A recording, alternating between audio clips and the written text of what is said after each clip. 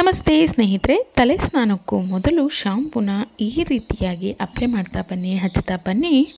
ಒಂದೇ ಒಂದು ಕೂದಲು ಕೂಡ ಉದುರೋದಿಲ್ಲ. ಈ ರೀತಿ ಶಾಂಪೂ ಅಪ್ಲೈ ಮಾಡ್ತಾ ಬರೋದ್ರಿಂದ ಏನಾಗುತ್ತೆ, ಉದುರಿರುವಂಥ ಜಾಗದಲ್ಲಿ ಹೊಸ ಕೂದಲು ಬೆಳೀತಾ ಹೋಗುತ್ತೆ. ಇದೇನಪ್ಪ ಇದು ಶಾಂಪೂ ಅಪ್ಲೈ ಮಾಡೋದ್ರಿಂದ ಕೂದಲಿನ ಬೆಳವಣಿಗೆನ ಅಂತ ಕೇಳ್ಬೋದು. ಖಂಡಿತವಾಗ್ಲೂ ಹೌದು.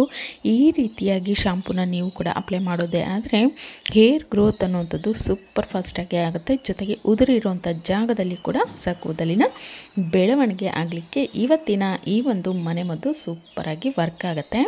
ಇನ್ನು ನಾವು ಶಾಂಪೂ ಹಾಕೋದು ತಲೆಯಲ್ಲಿ ಇರುವಂಥ ಎಣ್ಣೆ ಅಂಶ, ಜಿಡ್ಡಿನ ಅಂಶ, ಕೊಳೆ ಅಂಶವನ್ನು ತೆಗೆದು ಹಾಕಿ ಕೂದಲು ಕ್ಲೀನ್ ಆಗಲಿಕ್ಕೆ. ಆದರೆ ಈ ರೀತಿ ಶಾಂಪೂನ ನಾವು ಬಳಸೋದ್ರಿಂದ ಕೂದಲು ಕ್ಲೀನ್ ಆಗೋದ್ರ ಜೊತೆಗೆ ಬೆಳವಣಿಗೆ ಕೂಡ ಸೂಪರ್ ಫಾಸ್ಟಾಗಿ ಆಗುತ್ತೆ. ಜೊತೆಗೆ ಯಾವುದೇ ರೀತಿಯ ಹೇರ್ ಡ್ಯಾಮೇಜ್ ಕೂಡ ಆಗೋದಿಲ್ಲ. ಇನ್ನು ಹೇರ್ ಫಾಲ್ ಕೂಡ ಒಂದೇ ವಾಶಲ್ಲಿ ಕಂಟ್ರೋಲ್ ಆಗುತ್ತೆ. ಹೊಟ್ಟಿನ ಸಮಸ್ಯೆಗೂ ಕೂಡ ವಿದಾಯ ಹೇಳ್ಬೋದು. ಸಾಮಾನ್ಯವಾಗಿ ನಾವು ಶಾಂಪೂ ವಾಶ್ ಆದ ತಕ್ಷಣ ಕಂಡೀಷ್ನರ್ನ ಅಪ್ಲೈ ಮಾಡ್ಕೋತೀವಿ. ಆದರೆ ನಾನು ಹೇಳಿರುವಂಥ ಈ ಒಂದು ವಿಧಾನದಲ್ಲಿ ಶಾಂಪೂ ವಾಶನ್ನು ಮಾಡ್ಕೊಳ್ಳೋದೇ ಆದರೆ ನೀವು ಯಾವುದೇ ರೀತಿಯ ಕಂಡೀಷ್ನರ್ನ ಬಳಸೋವಂಥ ಅಗತ್ಯ ಇರೋದಿಲ್ಲ. ಯಾಕಂದರೆ ಈ ರೀತಿ ಶಾಂಪೂ ವಾಶನ್ನು ಮಾಡೋದ್ರಿಂದ ಕೂದಲು ತುಂಬ ಸಾಫ್ಟ್ ಆಗುತ್ತೆ, ಹೊಳೆಯುವಂತೆ ಆಗುತ್ತೆ. ಜೊತೆಗೆ ಯಾವುದೇ ರೀತಿಯ ಹೇರ್ ಡ್ಯಾಮೇಜ್ ಅನ್ನುವಂಥದ್ದು ಕೂಡ ನಮಗೆ ಆಗೋದಿಲ್ಲ.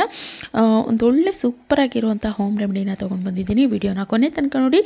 ಇಷ್ಟ ಆಯಿತು ಅಂದರೆ ಲೈಕ್ ಮಾಡಿ. ಹಾಗೆ ಮತ್ತಷ್ಟು ಹೊಸ ವಿಡಿಯೋಗಳಿಗಾಗಿ ಯಾರೆಲ್ಲ ಸಬ್ಸ್ಕ್ರೈಬ್ ಆಗ್ತಾನೆ ನೋಡ್ತಾ ಇದ್ದೀರೋ ಈಗಲೇ ಸಬ್ಸ್ಕ್ರೈಬ್ ಕೂಡ ಮಾಡ್ಕೊಳ್ಳಿ.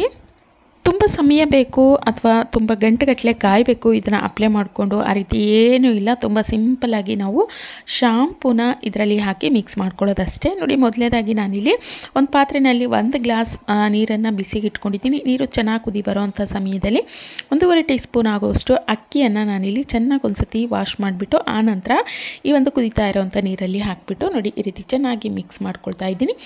ನಂತರ ಇದನ್ನು ಒಂದು 5-6 ನಿಮಿಷಗಳವರೆಗೆ ಚೆನ್ನಾಗಿ ಕುದಿಸ್ಕೊಳ್ಬೇಕು. ಒಂದು ಒಳ್ಳೆ ಶಾಂಪೂ ಅನ್ನೋವಂಥದ್ದು ರೆಡಿ ಆಗುತ್ತೆ. ನೋಡಿ, ನಾನಿಲ್ಲಿ ಅಕ್ಕಿಯನ್ನು ಒಮ್ಮೆ ನೀಟಾಗಿ ತೊಳೆದ್ಬಿಟ್ಟು ತೊಗೊಳ್ತಾ ಇದ್ದೀನಿ. ಅಕ್ಕಿಯನ್ನು ಹಾಕ್ಕೊಳ್ಳೋದ್ರಿಂದ ಇದು ಒಂದು ಔಷಧಿಯಾಗಿ ಕೆಲಸ ಮಾಡುತ್ತೆ ನಮ್ಮ ಹೇರ್ ಗ್ರೋತ್ಗೆ ಅಂತಲೇ ಹೇಳ್ಬೋದು. ಜೊತೆಗೆ ಇದು ಒಂದು ನ್ಯಾಚುರಲ್ ಕಂಡೀಷ್ನರ್ ಆಗೂ ಕೂಡ ಕೆಲಸ ಮಾಡುತ್ತೆ. ಇನ್ನು ಕೆಲವೊಮ್ಮೆ ನಾವು ಹಾರ್ಡ್ ವಾಟರಲ್ಲಿ ಹೇರ್ ವಾಶ್ ಮಾಡ್ಕೊಳ್ಳೋದ್ರಿಂದ ತುಂಬ ಡ್ಯಾಮೇಜ್ ಆಗುತ್ತೆ. ಈ ರೀತಿಯಾಗಿ ನಾವು ಹೇರ್ ವಾಶ್ ಮಾಡೋದಕ್ಕೆ ಅಂಥೇಳಿ ಅಕ್ಕಿಯ ನೀರನ್ನು ಹೆಚ್ಚಾಗಿ ಬಳಸೋದ್ರಿಂದ ಏನಾಗುತ್ತೆ, ಆ ಒಂದು ಹೇರ್ ಡ್ಯಾಮೇಜ್ ಏನಾಗ್ತಾ ಇರುತ್ತೆ ಅದನ್ನು ತಡೆಗಟ್ಕೊಳ್ಬೋದು. ಜೊತೆಗೆ ನಾವು ಪದೇ ಪದೇ ಶಾಂಪೂನ ಡೈರೆಕ್ಟಾಗಿ ಹಾಗೆ ಹಾಕೋದ್ರಿಂದನೂ ಕೂಡ ಹೇರ್ ಡ್ಯಾಮೇಜ್ ಆಗುತ್ತೆ. ಅದನ್ನು ತಡೆಗಟ್ಕೊಳ್ಬೇಕು ಅಂದರೆ ಈ ವಿಧಾನ ಬೆಸ್ಟ್ ಅಂತಲೇ ಹೇಳ್ಬೋದು. ಖಂಡಿತವಾಗ್ಲೂ ಒಮ್ಮೆ ಟ್ರೈ ಮಾಡಿ ನೋಡಿ. ಒಳ್ಳೆ ಒಂದು ರಿಸಲ್ಟ್ ಅನ್ನೋವಂಥದ್ದು ನಿಮಗೇ ಸಿಗ್ತಾ ಹೋಗುತ್ತೆ. ನೀವು ಇನ್ಯಾವತ್ತೂ ಈ ಒಂದು ಶಾಂಪೂನ ಡೈರೆಕ್ಟಾಗಿ ಹಾಗೆ ಬಳಸೋದಿಲ್ಲ. ಅಷ್ಟು ಒಂದು ಎಫೆಕ್ಟಿವ್ ಆದಂಥ ರಿಸಲ್ಟು ಇವತ್ತಿನ ಈ ಒಂದು ಮನೆಮದ್ದು ನಿಮಗೆ ನೀಡುತ್ತೆ ಅಂಥೇಳಿ.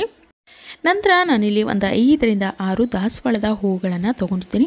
ಫ್ರೆಶ್ ಆಗಿರೋದಿತ್ತು ಅಂದರೆ ಖಂಡಿತವಾಗ್ಲೂ ತೊಗೊಳ್ಳಿ. ಇಲ್ಲ ಅಂತಂದರೆ ಈ ರೀತಿ ಮನೆಯಲ್ಲಿ ಸಿಗುತ್ತೆ ನಮಗೆ ಅಂದರೆ ಹೂಗಳನ್ನು ಅದು ಬಿಡುತ್ತಲ್ಲ ಗಿಡದಲ್ಲಿ, ಆ ಸಮಯದಲ್ಲಿ ತೆಗೆದುಬಿಟ್ಟು ಅದನ್ನು ಒಣಗಿಸಿ ಹಾಗೆ ಇಟ್ಕೊಳ್ಳಿ. ಈ ರೀತಿ ರೆಮಿಡಿಗಳನ್ನು ಮಾಡ್ಕೊಳ್ಬೇಕಾದ್ರೆ ಬಳಸ್ಕೊಳ್ಬೋದು. ಅಥವಾ ಯಾವುದೇ ಆಯಿಲನ್ನು ಕಾಯಿಸ್ಕೊಳ್ಳೋ ಹೊತ್ತಿಗೂ ನೀವು ಇದನ್ನು ಬಳಸ್ಕೊಳ್ಬೋದು. ನಾನಿಲ್ಲಿ ಫ್ರೆಶ್ ಆಗಿರೋವಂಥ ಹೂವಿಲ್ಲ, ಹಾಗಾಗಿ ಒಣಗಿರೋ ಅಂಥದ್ದಿತ್ತು. ನಾನು ಹೂ ಬಿಟ್ಟಾಗೆಲ್ಲ ಈ ರೀತಿ ತೆಗೆದಿಟ್ಕೊಂಡು ಅದನ್ನು ಬಳಸ್ಕೊಳ್ತೀನಿ. ಹಾಗಾಗಿ ಒಣಗಿರೋ ಅಂಥದ್ದಿತ್ತು, ಅದನ್ನು ನಾನಿಲ್ಲಿ ತೊಗೊಂಡಿದ್ದೀನಿ. ಫ್ರೆಶ್ ಆಗಿರೋದಿತ್ತು ಅಂದರೆ ಖಂಡಿತವಾಗ್ಲೂ ತೊಗೊಳ್ಳಿ. ಇನ್ನು ಯಾವುದೇ ಬಣ್ಣದ ಹೂಗಳಾಗಿದ್ದರೂ ಅದರಲ್ಲಿ ಎಲ್ಲದರಲ್ಲೂ ಒಂದೇ ರೀತಿಯ ಒಂದು ಔಷಧೀಯ ಗುಣಗಳನ್ನು ಒಳಗೊಂಡಿರುತ್ತೆ. ಪಿಂಕು, ಯೆಲ್ಲೋ ಮತ್ತು ವೈಟು ಯಾವುದು ಸಿಕ್ಕರೂ ಅದನ್ನು ನೀವಿಲ್ಲಿ ತೊಗೊಳ್ಬೋದು. ನೋಡಿ, ನಾನು ಹೂಗಳನ್ನು ಹಾಕಾದ್ಮೇಲೆ ಚೆನ್ನಾಗಿ ಕುದಿಸ್ಕೊಳ್ತಾ ಇದ್ದೀನಿ. ಹಾಕಿದ ತಕ್ಷಣವೇ ನೀವು ನೋಡ್ಬೋದು ಇದರ ಒಂದು ಕಲರ್ ಅನ್ನುವಂಥದ್ದು ಚೇಂಜ್ ಆಗಿದೆ. ಅಂದರೆ ಆ ಒಂದು ಹೂವಿನ ಬಣ್ಣ ನಮ್ಮ ನೀರಲ್ಲಿ ಬಿಟ್ಟಿದೆ. ಚೆನ್ನಾಗಿ ಕಾಯಿಸ್ಕೊಳ್ಬೇಕು. ನೋಡಿ, ಇದಾಗಿದೆ. ಈಗ ನಾನು ಗ್ಯಾಸನ್ನು ಆಫ್ ಮಾಡ್ಕೊಳ್ತಾ ಇದ್ದೀನಿ. ಅದನ್ನು ನಾವು ತುಂಬ ಬಿಸಿ ಇರುವಂಥ ಸಮಯದಲ್ಲಿ ಅಪ್ಲೈ ಮಾಡ್ಕೊಳ್ಳೋದಕ್ಕಾಗೋದಿಲ್ಲ. ಹಾಗಾಗಿ ಅದು ಕಂಪ್ಲೀಟಾಗಿ ತಣ್ಣಗಾಗಬೇಕು. ನಾನು ಬೇರೆ ಒಂದು ಬೌಲಿಗೆ ಅದನ್ನು ಶೋಧಿಸ್ಬಿಟ್ಟು ಅದು ಸ್ವಲ್ಪ ತಣ್ಣಗಾಗಲಿಕ್ಕೆ ಹಾಗೆಯೇ ಬಿಡ್ತಾ ಇದ್ದೀನಿ.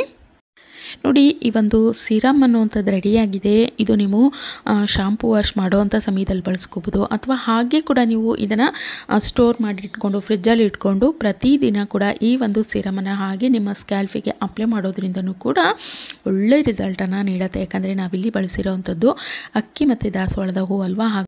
ಅವೆರಡೂ ಕೂಡ ಅಷ್ಟೇ ಹೇರ್ ಗ್ರೋತನ್ನು ಸಿಕ್ಕಾಪಟ್ಟೆ ಹೆಚ್ಚಿಸಲಿಕ್ಕೆ ಹೆಲ್ಪ್ ಆಗುತ್ತೆ. ಬೇಕಿತ್ತು ಅಂದರೆ ನೀವು ಗೂಗಲಲ್ಲಿ ಸರ್ಚ್ ಮಾಡಿ ನೋಡಿ, ತುಂಬ ಎಫೆಕ್ಟಿವ್ ಆದಂಥ ಒಂದು ರಿಸಲ್ಟನ್ನು ನೀಡುತ್ತೆ, ಅದರಲ್ಲೂ ಹೇರ್ ಗ್ರೋತ್ಗೆ ಅಂತಲೇ ಹೇಳ್ಬೋದು. ನೋಡಿ, ಇದು ಕಂಪ್ಲೀಟಾಗಿ ತಣ್ಣಗಾದಮೇಲೆ ಇದರೊಟ್ಟಿಗೆ ನಾನಿಲ್ಲಿ ನಿಂಬೆಹಣ್ಣನ್ನು ಸೇರಿಸ್ಕೊತಾ ಇದ್ದೀನಿ. ನಿಂಬೆಹಣ್ಣಿನ ರಸ ಅರ್ಧ ಹೋಳಿನಷ್ಟು ನಿಂಬೆಹಣ್ಣಿನ ರಸವನ್ನು ಹಾಕೊಳ್ತಾ ಇದ್ದೀನಿ. ಇದು ಹೊಟ್ಟೆ ಏನಾದರೂ ಹೆಚ್ಚಾಗಿತ್ತು ಅಂದರೆ ಅದನ್ನು ಕಡಿಮೆ ಮಾಡುತ್ತೆ, ಸಂಪೂರ್ಣವಾಗಿ ನಿವಾರಣೆ ಮಾಡಲಿಕ್ಕೆ ಈ ಒಂದು ನಿಂಬೆ ರಸ ತುಂಬ ಹೆಲ್ಪ್ ಆಗುತ್ತೆ. ಜೊತೆಗೆ ಚಿಕ್ಕ ಚಿಕ್ಕ ಗುಳ್ಳೆಗಳಾಗ್ತಾ ಇರುತ್ತೆ, ಕಟ್ತಾ ಆಗ್ತಾ ಇರುತ್ತೆ, ಏನಾದರೂ ಇನ್ಫೆಕ್ಷನ್ ಆಗಿತ್ತು ಅಂದರೆ ಇದನ್ನು ದೂರ ಮಾಡ್ಕೊಳ್ಳೋದಕ್ಕೆ, ನಮ್ಮ ಸ್ಕ್ಯಾಲ್ಫನ್ನು ತುಂಬ ಕ್ಲೀನಾಗಿಡಲಿಕ್ಕೆ ತುಂಬ ಹೆಲ್ಪ್ ಆಗುತ್ತೆ ನಿಂಬೆ ರಸ ಅಂತಲೇ ಹೇಳ್ಬೋದು. ಕೆಲವೊಮ್ಮೆ ಏನಾಗುತ್ತೆ, ಹೊಟ್ಟು ಜಾಸ್ತಿ ಆದ್ರೂ ಕೂಡ ನಮಗೆ ಹೇರ್ ಗ್ರೋತ್ ಕಡಿಮೆ ಆಗುತ್ತೆ, ಹೇರ್ ಲಾಸ್ ಅನ್ನುವಂಥದ್ದು ತುಂಬ ಹೆಚ್ಚಾಗುತ್ತೆ. ಹಾಗಾಗಿ ನಾವು ನಿಂಬೆ ರಸವನ್ನು ಈ ರೀತಿ ಹಾಕ್ಕೊಳ್ಳೋದ್ರಿಂದ ನಾವು ಹೊಟ್ಟಿನ ಒಂದು ಪ್ರಮಾಣವನ್ನು ಕಡಿಮೆ ಮಾಡ್ಕೊಳ್ಳೋದಕ್ಕೆ ತುಂಬ ಹೆಲ್ಪ್ ಆಗುತ್ತೆ ಅಂತಲೇ ಹೇಳ್ಬೋದು. ನೋಡಿ, ನಿಂಬೆ ರಸ ಹಾಕಿದ್ಮೇಲೆ ಚೆನ್ನಾಗಿ ಒಂದು ಸತಿ ಮಿಕ್ಸ್ ಮಾಡ್ಕೊಳ್ತಾ ಇದ್ದೀನಿ. ನಮ್ಮ ಈ ಒಂದು ಸೂಪರಾಗಿರೋವಂಥ ಸಿರಮ್ ಅನ್ನುವಂಥದ್ದು ರೆಡಿಯಾಗಿದೆ. ನಾನು ಮೊದಲೇ ಹೇಳಿದಾಗೆ ಇದನ್ನು ಹಾಗೆ ಕೂಡ ನೀವು ನಿಮ್ಮ ಸ್ಕ್ಯಾಲ್ಪಿಗೆ ಅಪ್ಲೈ ಮಾಡ್ಕೊಳ್ಬೋದು. ಒಳ್ಳೆ ರಿಸಲ್ಟನ್ನು ನೀಡುತ್ತೆ ಹೇರ್ ಗ್ರೋತನ್ನು ಹೆಚ್ಚಿಸಲಿಕ್ಕೆ, ಹೇರ್ ಲಾಸನ್ನು ಕಡಿಮೆ ಮಾಡ್ಕೊಳ್ಳೋದಕ್ಕೆ, ಜೊತೆಗೆ ಉದುರಿ ಇರುವಂಥ ಜಾಗದಲ್ಲಿ ಹೊಸ ಕೂದಲು ಬೆಳವಣಿಗೆ ಆಗಲಿಕ್ಕೆ, ರೀಗ್ರೋತ್ ಆಗಲಿಕ್ಕೆ ತುಂಬ ಹೆಲ್ಪ್ ಆಗುತ್ತೆ. ಇನ್ನು ಈ ಒಂದು ಸಿರಮಿನೊಟ್ಟಿಗೆ ನಾನಿಲ್ಲಿ ಶಾಂಪೂನ ತೊಗೊಳ್ತಾ ಇದ್ದೀನಿ. ನೀವು ರೆಗ್ಯುಲರ್ ಆಗಿ ಯಾವ ಶಾಂಪೂನ ತೊಗೋತೀರೋ ಆ ಒಂದು ಶಾಂಪೂನ ನಿಮ್ಮ ಹೇರ್ ಲೆಂತನ್ನು ನೋಡಿಕೊಂಡು ಹಾಕ್ಕೊಳ್ಳಿ. 1 ಟೀ ಸ್ಪೂನ್ ಹಾಕೋತೀರೋ ಅಥವಾ ಜಾಸ್ತಿ ಹಾಕ್ಕೊಳ್ತೀರೋ, ತುಂಬ ಉದ್ದ ಇದೆ ಅಂದರೆ ಜಾಸ್ತಿ ತೊಗೊಳ್ಬೋದು, ಕಡಿಮೆ ಇದೆ ಅಂದರೆ ಕಡಿಮೆ ಪ್ರಮಾಣದಲ್ಲಿ ಕೂಡ ತೊಗೊಳ್ಬೋದು. ನಾನಿಲ್ಲಿ 1 ಟೀ ಸ್ಪೂನ್ ಆಗೋಷ್ಟು ಶಾಂಪೂನ ಹಾಕೋತಾ ಇದ್ದೀನಿ. ನಾನು ಮೊದಲೇ ಹೇಳಿದಾಗೆ ನೀವು ರೆಗ್ಯುಲರ್ ಆಗಿ ಬಳಸುವಂಥ ಶಾಂಪೂನ ನೀವು ಎಷ್ಟು ಹಾಕ್ಕೊಳ್ತೀರೋ ಅಷ್ಟು ಪ್ರಮಾಣದಲ್ಲಿ ಇದರೊಟ್ಟಿಗೆ ಸೇರಿಸ್ಕೊಂಡು ಚೆನ್ನಾಗಿ ರೀತಿಯಾಗಿ ಮಿಕ್ಸ್ ಮಾಡ್ಕೊಳ್ಳಿ. ಒಂದು ವೇಳೆ ನೀವು ಪ್ರತಿದಿನ ಹೇರ್ ವಾಶ್ ಮಾಡ್ತೀವಿ ಅಂದರೂ ಕೂಡ ಈ ಒಂದು ಸಿರಮನ್ನು ನೀವು ರೆಡಿ ಮಾಡಿಕೊಂಡು ಅಪ್ಲೈ ಮಾಡ್ಕೊಳ್ಬೋದು. ಅಥವಾ ಪ್ರತಿದಿನ ಮಾಡ್ಕೊಳ್ಳೋದಕ್ಕೆ ಆಗೋದಿಲ್ಲ ಅಂದರೆ ಈ ಒಂದು ಸಿರಮನ್ನು ಒಮ್ಮೆಲೆ ರೆಡಿ ಮಾಡಿಕೊಂಡು ಫ್ರಿಜ್ಜಲ್ಲಿ ಇಟ್ಕೊಂಡು ಕೂಡ ನೀವು ಒಂದು 3-4 ದಿನಗಳವರೆಗೆ ಆರಾಮಾಗಿ ಬಳಸ್ಕೊಳ್ಬೋದು. ಬೇಕಾದಾಗ ಹೇರ್ ವಾಶ್ ಮಾಡಲಿಕ್ಕೆ ಈ ಒಂದು ಸಿರಮನ್ನು ಅಪ್ಲೈ ಮಾಡ್ಕೊಳ್ಬೋದು. ಆದರೆ ಶಾಂಪೂನ ಕಲಸಿ ಇಡ್ಲಿಕ್ಕೆ ಹೋಗಬೇಡಿ. ಬೇಕಾದಾಗ ಶಾಂಪೂನ ಇದರೊಟ್ಟಿಗೆ ಕಲಸಿ ಅಪ್ಲೈ ಮಾಡ್ಕೊಳ್ಳಿ. ಸಿರಮನ್ನು ಮಾತ್ರ ರೆಡಿ ಮಾಡಿಕೊಂಡು ತಲೆ ಸ್ನಾನ ಮಾಡುವಂಥ ಸಮಯದಲ್ಲಿ ಶಾಂಪೂ ಇದರೊಟ್ಟಿಗೆ ಮಿಕ್ಸ್ ಮಾಡ್ಕೊಂಡು ಹೇರ್ ವಾಶ್ ಮಾಡ್ಕೋಬೋದು. ಖಂಡಿತವಾಗ್ಲೂ ಈ ರೀತಿಯಾಗಿ ನೀವು ಶಾಂಪೂ ವಾಶ್ ಮಾಡ್ಕೊಳ್ಳೋದೇ ಆದರೆ 100% ಆಗಿ ನಿಮ್ಮ ಹೇರ್ ಲಾಸನ್ನು ಒಮ್ಮೆಲೆ ನೀವು ಸ್ಟಾಪ್ ಮಾಡ್ಕೋಬೋದು. ಜೊತೆಗೆ ಯಾರಿಗೆ ಹೊಟ್ಟಿನ ಸಮಸ್ಯೆ ಹೆಚ್ಚಾಗಿ ಕಾಡ್ತಾ ಇರುತ್ತೆ ಅದಕ್ಕೂ ಕೂಡ ನೀವು ಆರಾಮಾಗಿ ಈ ಒಂದು ರೆಮಿಡಿನ ಬಳಸ್ಕೋಬೋದು. ಜೊತೆಗೆ ಈ ರೀತಿಯಾಗಿ ನಾವು ಶಾಂಪೂನ ತಲೆಗೆ ಅಪ್ಲೈ ಮಾಡ್ಕೊಳ್ಳೋದ್ರಿಂದ ಯಾವುದೇ ರೀತಿಯ ಹೇರ್ ಡ್ಯಾಮೇಜ್ ಆಗೋದಿಲ್ಲ, ಸೈಡ್ ಎಫೆಕ್ಟ್ಸ್ ಕೂಡ ಇದರಿಂದ ಆಗೋದಿಲ್ಲ. ಇನ್ನು ಈ ರೀತಿಯಾಗಿ ಮಾಡ್ಕೊಂಡಿರೋವಂಥ ಮಿಶ್ರಣವನ್ನು ಕೂದಲಿನ ಬುಡದಿಂದ ಹಿಡಿದು ತುದಿವರೆಗೂ ನೀಟಾಗಿ ಹಾಕಿಬಿಟ್ಟು ಚೆನ್ನಾಗಿ ಬೆರಳಿನಿಂದ ಉಜ್ಕೊಳ್ಳಿ. ಚೆನ್ನಾಗಿ ನೊರೆ ಬರುತ್ತಲ್ಲ, ಆ ಸಮಯದಲ್ಲಿ ಒಂದು 5 ನಿಮಿಷ ಅಥವಾ ಒಂದು 10 ನಿಮಿಷ ತಲೆನಲ್ಲಿ ಹಾಗೆ ಇಟ್ಕೊಂಡು ಆ ನಂತರ ಉಗುರು ಬೆಚ್ಚಗಿರೋವಂಥ ನೀರಿನಿಂದ ಹೇರ್ ವಾಶನ್ನು ಮಾಡಿ. ನೀವು ವಾರದಲ್ಲಿ 2 ಬಾರಿ 3 ಬಾರಿ ಹೇರ್ ವಾಶ್ ಮಾಡ್ತೀವಿ ಅಂದರೂ ಕೂಡ ಈ ಒಂದು ವಿಧಾನದಲ್ಲಿ ನೀವು ಹೇರ್ ವಾಶನ್ನು ಮಾಡ್ತಾ ಬನ್ನಿ. ಯಾರಿಗೆ ಹೇರ್ ಗ್ರೋತೇ ಆಗ್ತಾ ಇಲ್ಲ ಅನ್ನೋವಂಥವ್ರು ಕೂಡ ಇದನ್ನು ಬಳಸ್ಕೊಳ್ಳೋದ್ರಿಂದ ನಿಮ್ಮ ಕೂದಲಿನ ಬೆಳವಣಿಗೆ ಅನ್ನುವಂಥದ್ದು ತುಂಬ ಫಾಸ್ಟಾಗಿ ಆಗಲಿಕ್ಕೆ ಶುರುವಾಗುತ್ತೆ. ಜೊತೆಗೆ ನಾವಿಲ್ಲಿ ದಾಸವಾಳ ಕೂಡ ಬಳಸಿರೋದ್ರಿಂದ ಅಕ್ಕಿ ಕೂಡ ಬಳಸಿದ್ವಿ. ಹಾಗಾಗಿ ಇದು ಒಂದು ಒಳ್ಳೆ ಕಂಡೀಷ್ನರ್ ಆಗು ಕೂಡ ಕೆಲಸ ಮಾಡುತ್ತೆ, ಕೂದಲು ಹೊಳೆಯುವಂತೆ ಮಾಡುತ್ತೆ. ಜೊತೆಗೆ ತುಂಬ ಅಂದರೆ ತುಂಬಾ ಸಾಫ್ಟ್ ಆಗಲಿಕ್ಕೆ ತುಂಬಾ ಹೆಲ್ಪ್ ಆಗುತ್ತೆ. ಖಂಡಿತವಾಗ್ಲೂ ಒಮ್ಮೆ ಈ ಒಂದು ವಿಧಾನದಲ್ಲಿ ಹೇರ್ ವಾಶನ್ನು ಮಾಡಿ ನೋಡಿ, ಆ ಒಂದು ಮ್ಯಾಜಿಕ್ ಅನ್ನುವಂಥದ್ದು ನಿಮ್ಮ ಕಣ್ಮುಂದೆನೇ ಇರುತ್ತೆ.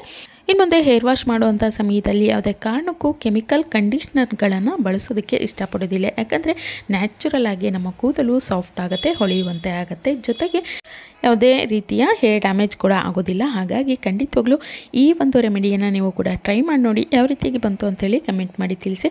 ವಿಡಿಯೋ ಇಷ್ಟ ಆಗಿದೆ ಅನ್ಕೋತೀನಿ. ಇಷ್ಟ ಆಗಿತ್ತು ಅಂದರೆ ಗೊತ್ತಲ್ಲ, ವಿಡಿಯೋಗೊಂದು ಲೈಕ್ ಮಾಡಿ, ಶೇರ್ ಮಾಡಿ. ಹಾಗೆ ಇದೇ ರೀತಿಯ ಮತ್ತಷ್ಟು ಹೊಸ ರೆಮಿಡಿ ವಿಡಿಯೋಗಳಿಗಾಗಿ ಈಗಲೇ ಸಬ್ಸ್ಕ್ರೈಬ್ ಕೂಡ ಮಾಡ್ಕೊಳ್ಳಿ. Thank you.